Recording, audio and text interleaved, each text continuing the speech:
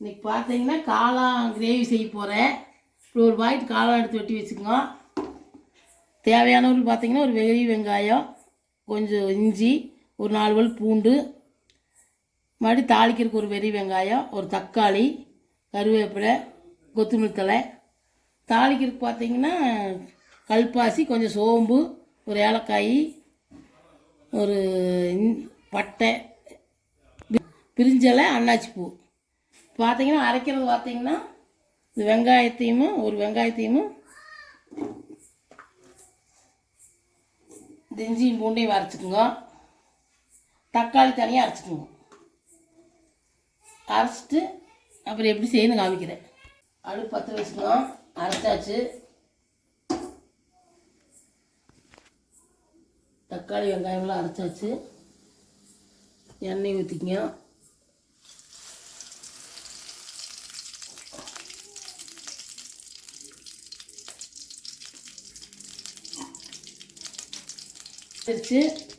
கல்பாசி, இது தலை, இதெல்லாம் போட்டுக்கலாம். சோம்பு எடுத்து வச்சதெல்லாம் போட்டுக்கலாம்.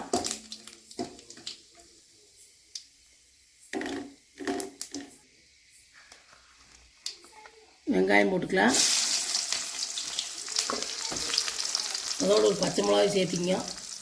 என்ன சேர்த்துக்கலாம் விட்டுறலாம்.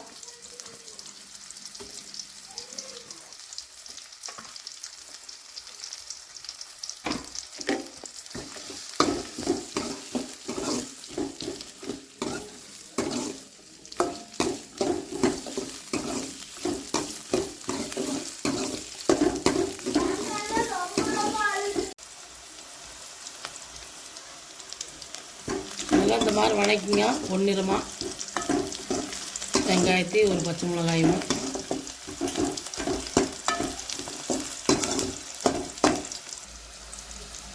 வெங்காயம் இஞ்சி பூண்டு அரைச்சது ஊற்றிக்கிங்க. வெங்காயம் வதங்கிடுச்சு.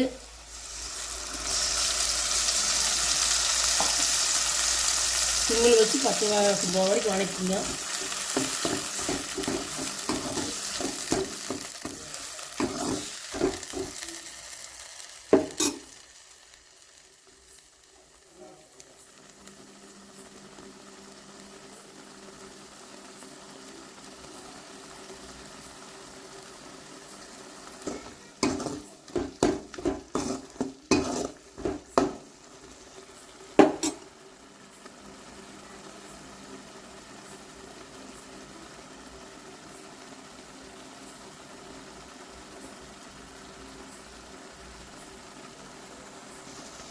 கொஞ்சம் அது வதங்கினதுக்கப்புறம் நல்லா பச்சை வாசம் போகணும். தக்காளி ஊற்றிங்க.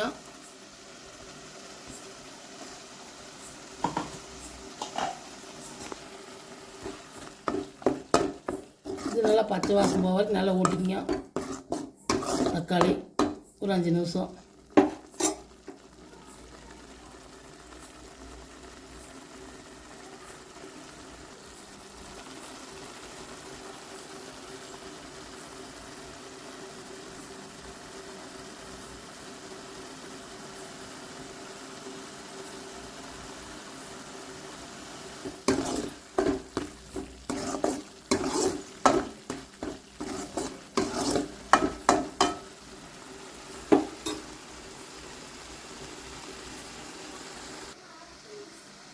பார்த்தீங்கன்னா இந்த அளவுக்கு வெங்காயம் தக்காளி வணக்கிங்க. பச்சை வாசம் வரைக்கும் போனதுக்கப்புறம் கொத்தமல்லி ஒரு ஸ்பூன் சேர்த்திங்க.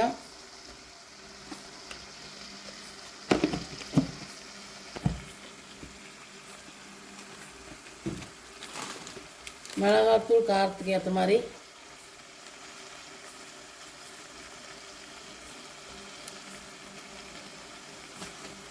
கரம் மசாலா தூள் கொஞ்சம் சேர்த்திங்க. கொஞ்சமாக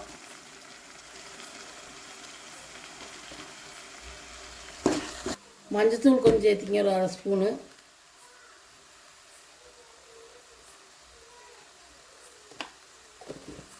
கொஞ்சமாக உப்பு சேர்த்திங்க தேவையான அளவு.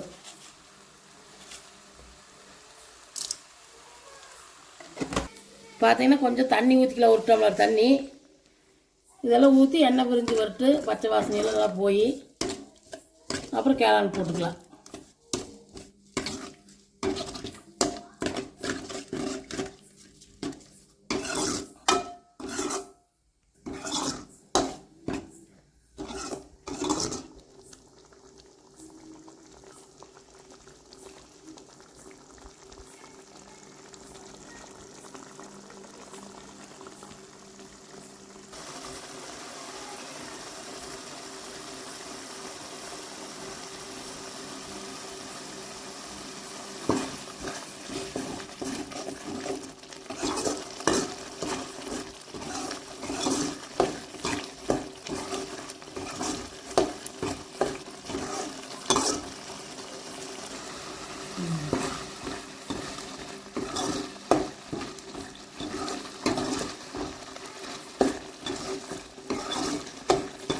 பார்த்தீங்க எண்ணெய் பிரிஞ்சு வந்துருச்சு. இந்த அளவுக்கு ஆனதுக்கப்புறம் காளான் சேர்த்திங்க.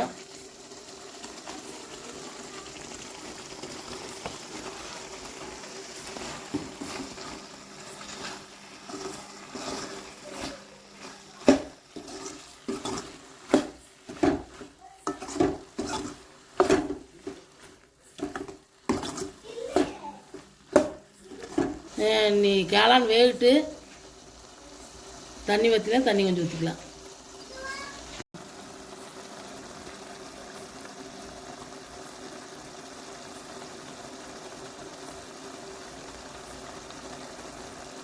தண்ணி கொஞ்சம் சேர்த்துக்கலாம் காளான் வேவறக்கு.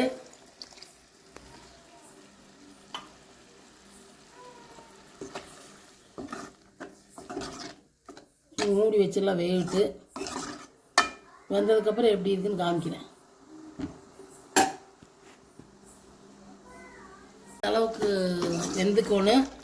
சுண்டி வந்ததுக்கப்புறம் கொத்தமல்லி தலையும் கஸ்தூரி மேத்தியுமாங்க தலையை 5-6 போட்டு இறக்குனீங்கன்னா சுவையான காளான் கிரேவி ரெடி.